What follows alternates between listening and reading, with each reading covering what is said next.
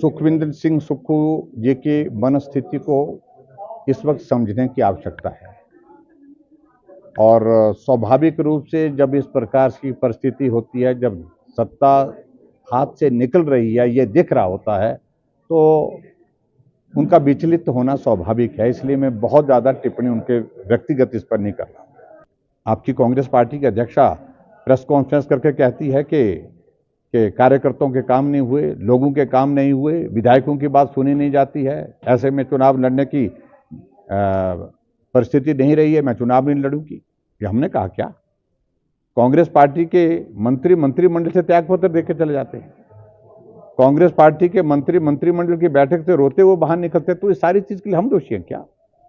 और आखिरकार कांग्रेस पार्टी के विधायक भारतीय जनता पार्टी के राज्यसभा के लिए कैंडिडेट की वोटिंग में समर्थन कर डालते हैं, कौन है उसमें दोषी?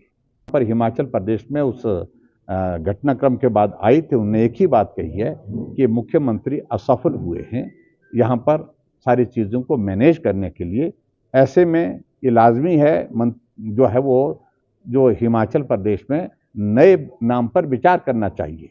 ऐसी बातें वहाँ पर हुई हैं, लेकिन लोकसभा का चुनाव नज़दीक होने के कारण एक ही बात कही गई है कि चुनाव तक थोड़ा रुक जाओ, और चुनाव के बाद हम नहीं, वही लोग जो आपके साथ, जो आपके आजकल पहले खिलाफ बोलते थे, आजकल आपके लिए वो कसीदे कस रहे हैं, वो लोकसभा के चुनाव तक ही हैं, क्योंकि उनको लग रहा है कि लोकसभा के चुनाव के बाद मुख्यमंत्री हटाए जाएंगे और हटाने के बाद हमारा नंबर आएगा।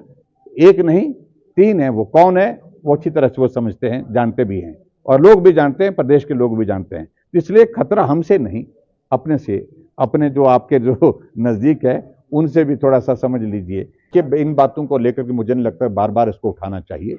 जब व्यक्तिगत रूप से उन्होंने एक बार मना कर दिया है, बात समाप्त हो जाती है। किसी ने देखा क्या? इसलिए आरोप इस प्रकार के गंभीर, ये बहुत, क्योंकि इस बात को लेकर के हमने तय किया है कि अगर बार बार इस प्रश्न को पूछा जाएगा या बार बार इस बात को उठाया जाएगा तो चुनाव आयोग में जाएंगे और शिकायत करेंगे।